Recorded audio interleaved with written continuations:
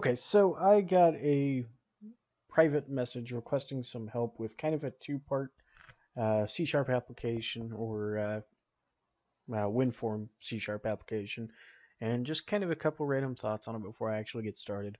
The basic question was basically that the viewer wants to be able to select something from a combo box and then ping with that value, specifically using the ping command or ping application. So there's a little bit of a backstory to the ping application and what we actually do when we use that.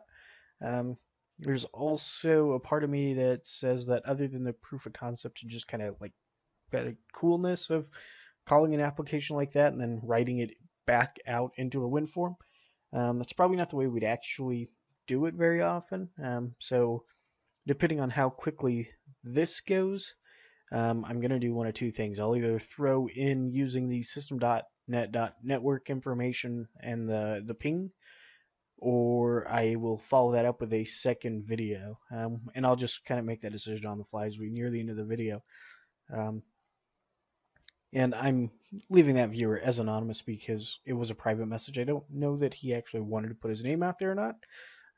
So that's why we don't have the big spiel about exactly where the request came from, like I've done in the past. Um, so getting into it, I've already built actually both forms. That's going to be the second half if we get to it. And this one is broken. I guess still again something. And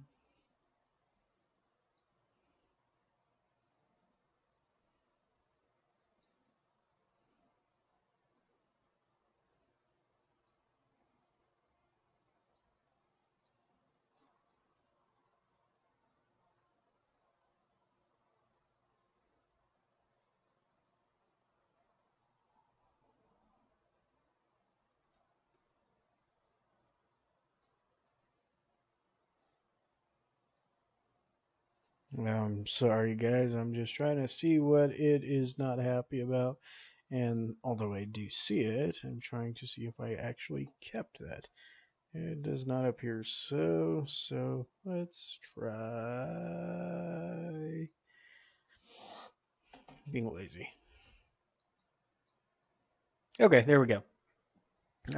So I have a WinForm here with two two different controls plus a button control. I have a combo box that I have named CMB hosts. I have a text box that I've named TXT results, and a button that I have captioned ping it and named BTN pinger. So there's actually a couple things I wanted to do with this even. The first one was I wanted to populate that combo box at runtime. So of course there's all sorts of ways to populate a combo box. You can do it right here. Um, you can bind it to just about anything really, as long as it's a good .NET object. And then there's programmatically fun stuff. The one I actually did is I've created two methods to kind of demo this, just in case enumeration and some of the other data types are still somewhat new to you. Just wanted to have a real quick, easy way to do this. So I've already got methods here with no actual things happening in them. The first one is I've got a load with list. And to do my load with list, I'm going to go ahead and just create a list of strings, and I'm going to call it my host list.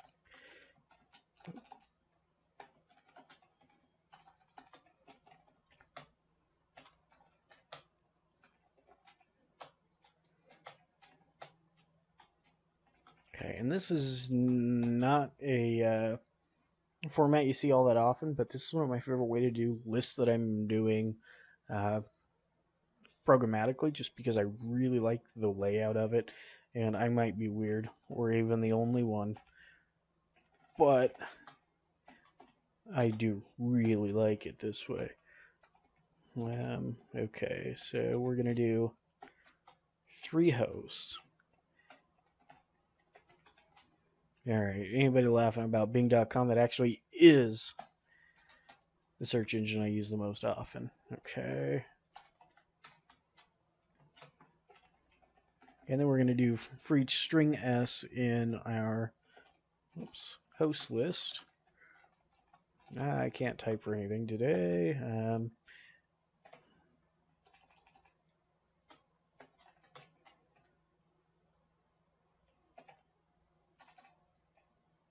Oh, that's right. It's a combo box. Okay. Combo box or cmb hosts.items.add s.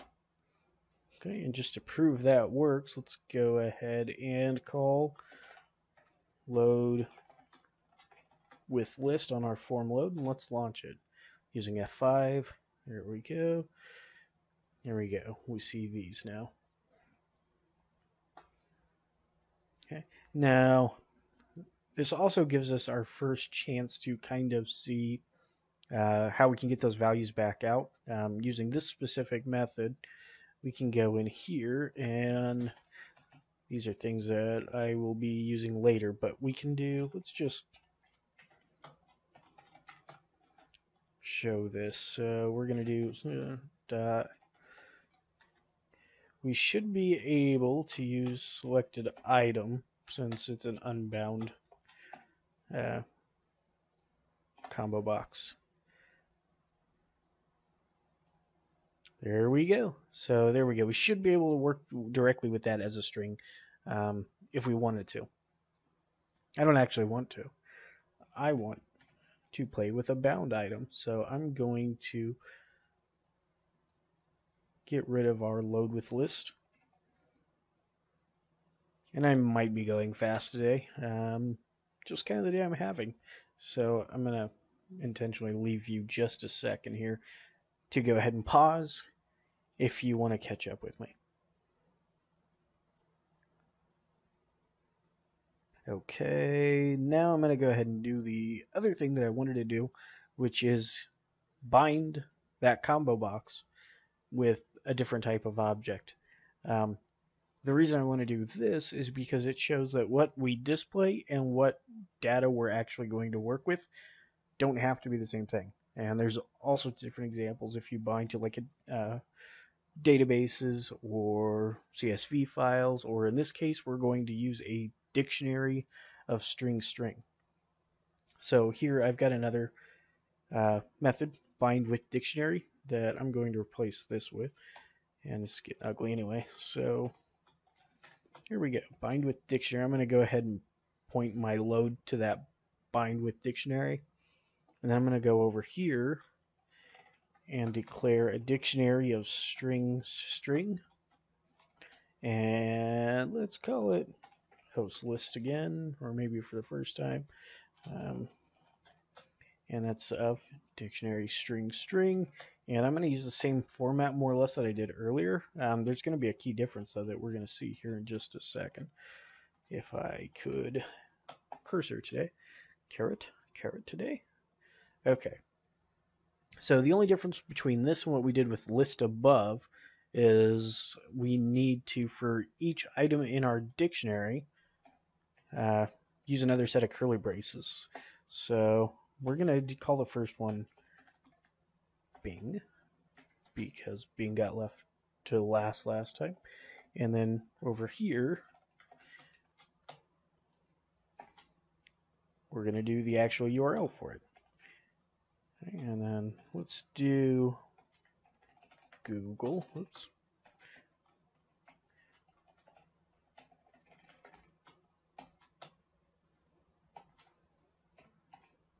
And then we're going to do Yahoo last this time.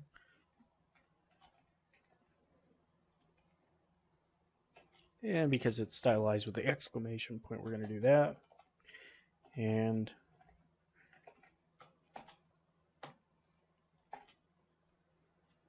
there we go. So now we have a dictionary declared and built that will run it when we run it and compile the application. The next thing we're going to do, and actually, you know what, there's one more thing I want to do just for fun. No, we'll save that for later. Okay, so we're going to go ahead and now bind that to the command ComboBox, the ComboBox CMB hosts. And we need to do our data source is our new uh, binding source. There it is. And then we're going to do host list and null. Okay. And so now we have that much. Now we need to define what our display member and our value member is going to be. And one of the fun things about using a dictionary is a dictionary actually has basically the same format. So when you do a dictionary, and even if we added to it here,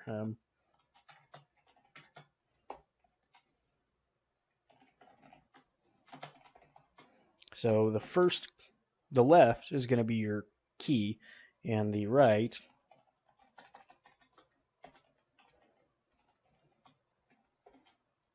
is going to be the value. And that's always going to be how it works with the dictionary. Um, and it does some fun things. If you really have questions about dictionaries, feel free to leave some questions about it in the comments, and I'll make a video about it. Okay, so let's get back to this. So we're going to do our display member is going to be the keys, and our oops.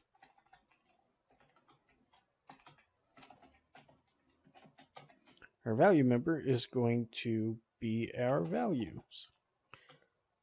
For some reason it looks misspelled, but I know it's not. Okay, so we've already got our bind to dictionary up here in the form load. We've got this built. We're not going to use load with list anymore, so I'm going to minimize that and then give you a second if you'd like to catch up to where we are right now. I'm not actually going to wait for more than a second or so, so you might want to pause the video. Okay. Now that that's done, I'm going to go ahead and run the application. And here we see with our combo box, we have our host names in from the key side of it. We don't see the values though. But let's go ahead and change this. So here we've got where I was planning ahead and already did a message box.show our CMB host selected value .toString. Okay, so here we've got Bing. Let's do Yahoo because it's got an exclamation point. And then we're going to go ahead and ping it. And here we see it comes up with the value from our key value pair in our dictionary that we bound to our combo box. Okay, so now we've got how to get all of that out of it. And we're not going to need our bind with dictionary anymore. So I'm going to minimize it, clean it up a little bit. And I'm not going to need this anymore, so I'm going to go ahead and hide that. What I will do is, as long as we're here in the btn pinger though, I'm going to uncomment where I call my ping host method. So I've got ping host cmb host dot selected value dot toString. And up in ping host, I'm actually going to copy this in just because getting the application wasn't so much the main purpose here. You'll see that we've actually got that one hard-coded to www.google.com. So, and let's go ahead and write that out. So txt result.text equals test dot standard output dot read to end.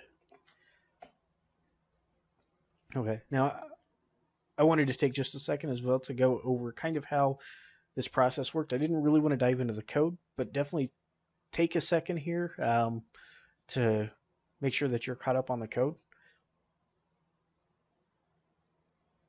Okay, and I wanted to get into just a little bit what Windows is actually doing. Windows and C# are actually doing when we do this process.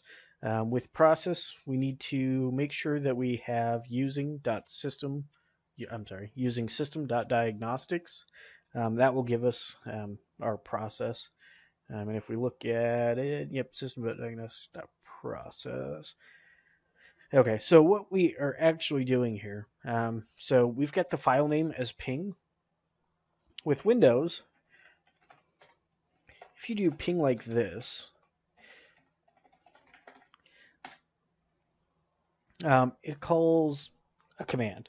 It's not so much a command as it is an application that accepts pipes. And I actually have a video from a ways back working with console apps in C#. I think we've got one for passing values in and then accepting them back to the command line. But what we actually have happening is if we go into our environment variables, there's all these environment variables that help applications know what they're looking for and what to do with stuff. Path specifically is locked right now.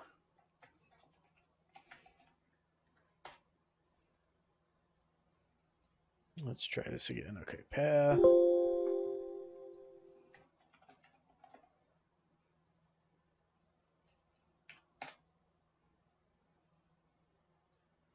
Here we go. Okay, so in path, we can look at this and see that we've got C, program data, Oracle, Java, Java path, where Java is going to be installed. C Windows System 32, C Windows, there's going to be a lot of different C Windows. Program files x86. Specifically, just because I know this is where a ton of good stuff is. C Windows System 32. So if we go here, you'll see that there is just a ton of stuff. Importantly, though, if we find ping.exe, we've got ping.exe. So when you call ping, what you're actually doing is calling ping.exe. So it looks it up from the path environment, finds the executable, and then lets us do that. So that's what we're doing with that process that we're borrowing here, is we're calling ping.exe, and it's looking up from that path environment. We've got the process test.startinfo you shall execute. This basically tells it whether or not to keep things within this application or allow it to run within its own shell. Start info arguments just tells us what we're going to pass in. If this is something that really interests you, definitely go and look at some of those older videos. If I left out some important stuff or didn't delve into the right bits for you, just let me know and I'll see what I can find out for you. And then we've got a redirect standard output. And then finally, we call the test process and do our actual start on it. And here is where we read the standard output back into our txt result.txt. So we need to make sure that we do actually call this.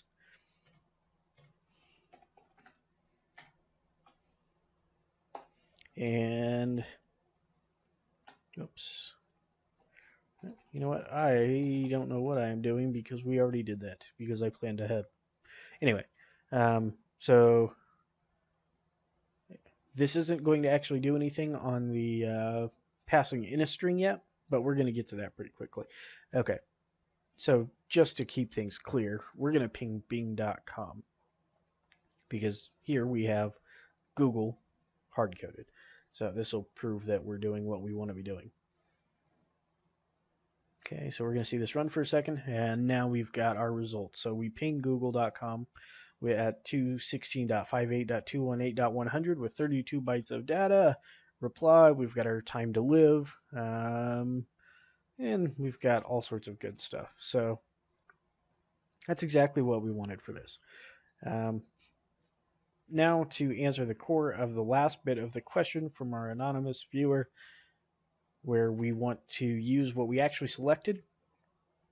The only difference here is we need to change this to our host address. So we're getting the host address from our selected value to string, passing it into ping host, and then we're setting that into our arguments.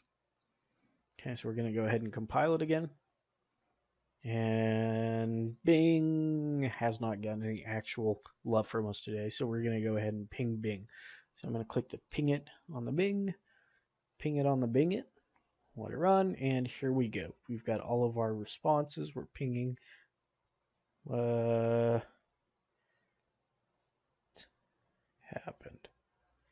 Yeah.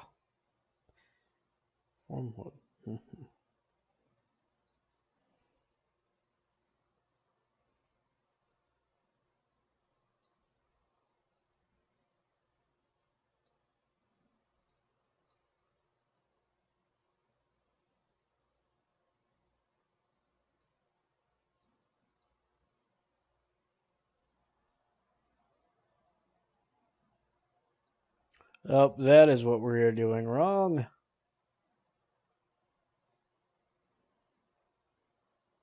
No, what are we doing wrong? Where's our bind with dictionary? Oh, that is what we're doing wrong. Some days I shouldn't be allowed to drive a computer. Okay, let's try this again. So we're gonna ping it on the Bing it. That's just too much fun to say. Okay, let's ping. Let it run. There we go. Pinging. And it looks like it resolved to any.edge.bing.com at 204.79.197.200. And then we get all that other useful information. Okay, so that's going to be it for this particular video, only because I'm at 22 minutes and I like to keep my videos hopefully under about 15 to 20. So we're actually just a little bit over. Of course, I made some foo bars, so we're a little bit off. Do look for that follow-up video on using System.net.network information to use actual .NET classes to ping. We will be using a ComboBox as well. Hope you enjoyed it. Comments, leave them below. Likes, click that button.